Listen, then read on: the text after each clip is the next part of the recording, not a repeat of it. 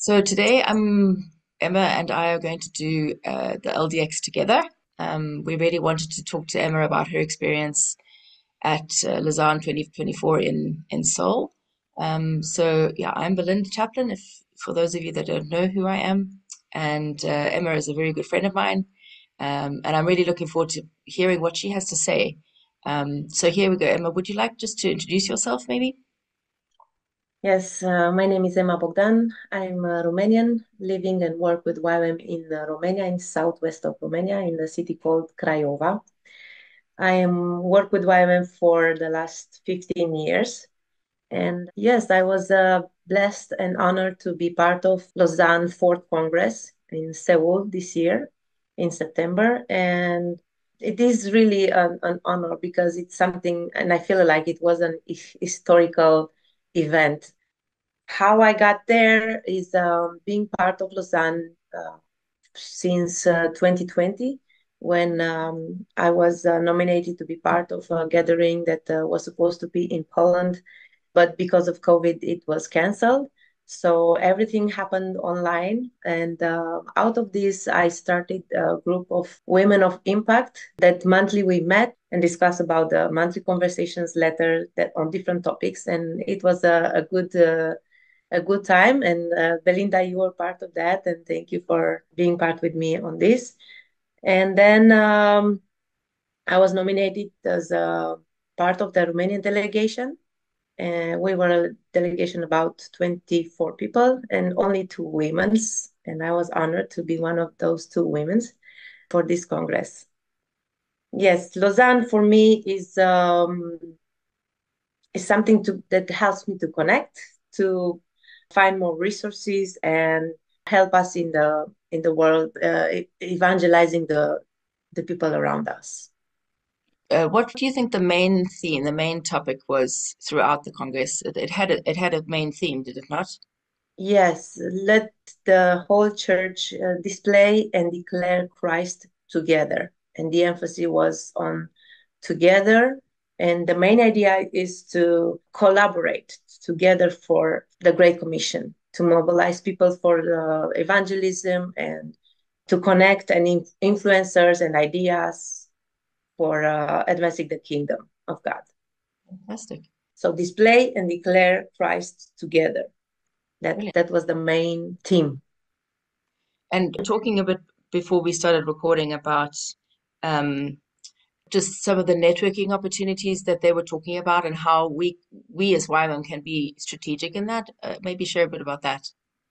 I would not put it as a general for YWAM strategic partnership because each people that were there, they could find what works for them strategic as a generalization of YWAM to how we can make strategic partnership.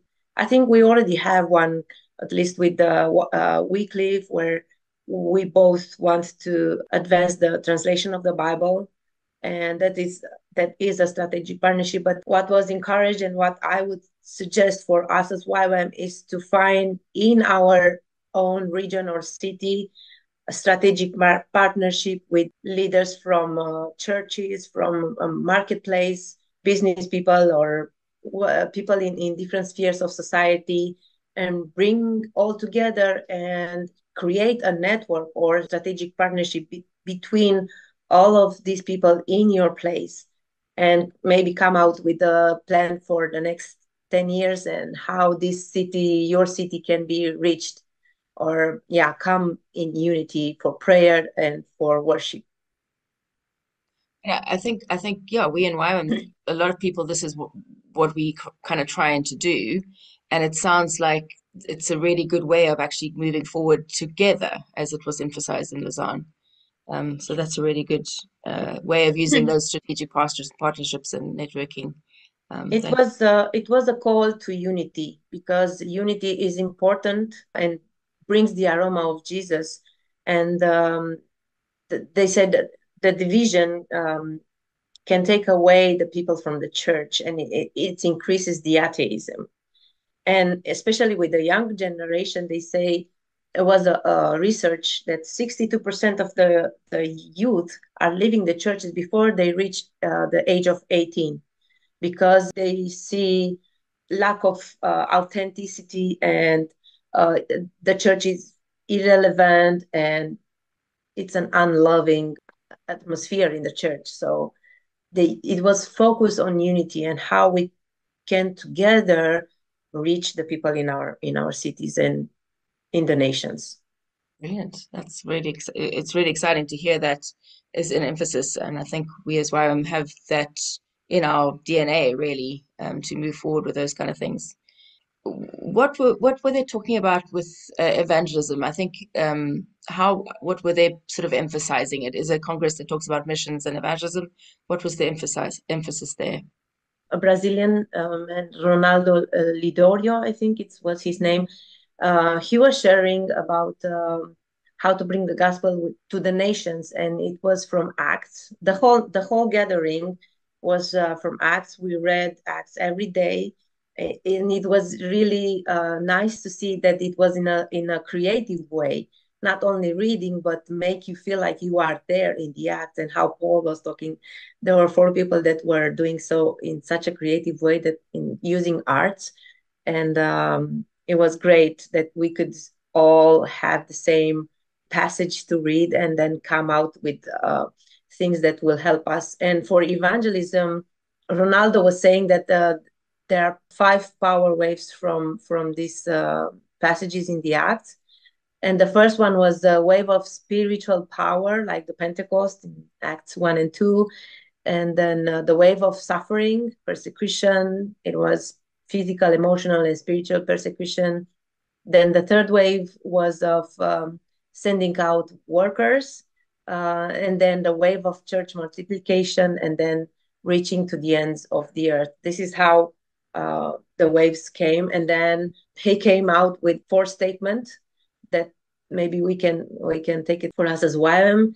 The gospel will face opposition, and are we ready for this, for opposition? And then the gospel will reach all nations, and we are good in this. We are sending missionaries everywhere in the world.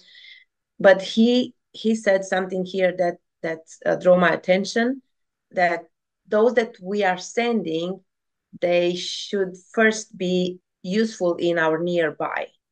Mm, Like, we don't send them if we see they are not fruitful or useful in their local church or in the base, or that was one thing that really drew my attention, because we as well, maybe we sometimes just send them out, just go do, and we can see that they are lacking some of the important things in their theological conviction, missiological conviction, and even personal conviction, where I can say, even for myself, I took this personal, like, where God is saying, I am with you always, and I mm, have a plan and purpose, so rest in my plan.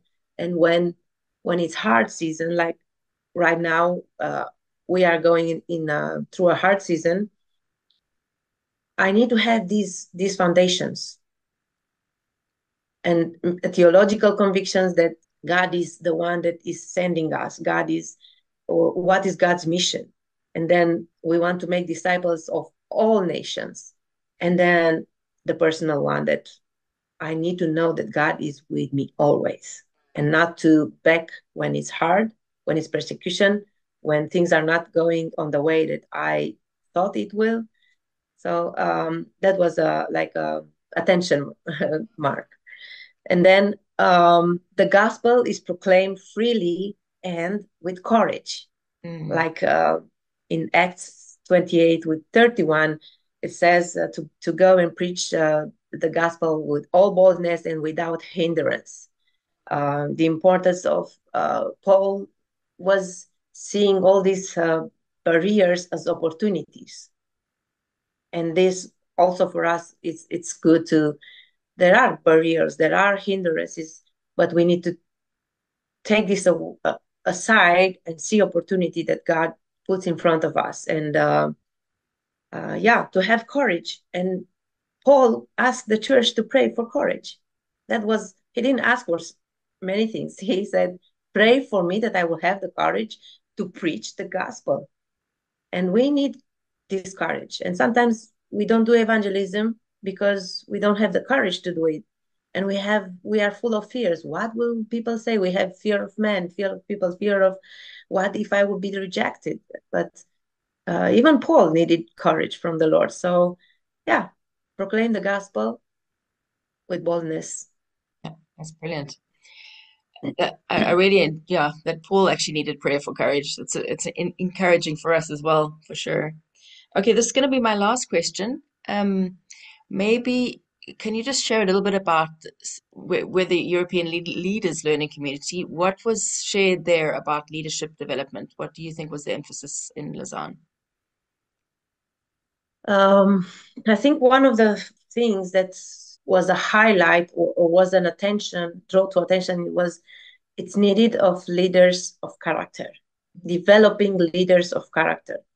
And we as YWAM, I think we are doing a good job in our DTSs because we focus a lot on developing the character and not only the skills.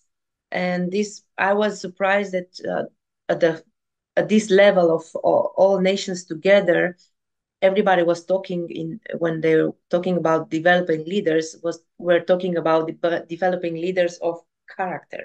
Mm. Yes, we can be full of skills and abilities, but if the character is lacking, everything can just ruin. And we are called to look like Jesus and develop leaders as Christ-like leaders. That's the main idea, to develop Christ-like leaders. Yeah, and also one more thing was about developing leaders that are ready to serve, leaders that are full of the Holy Spirit, leaders that are ready to suffer.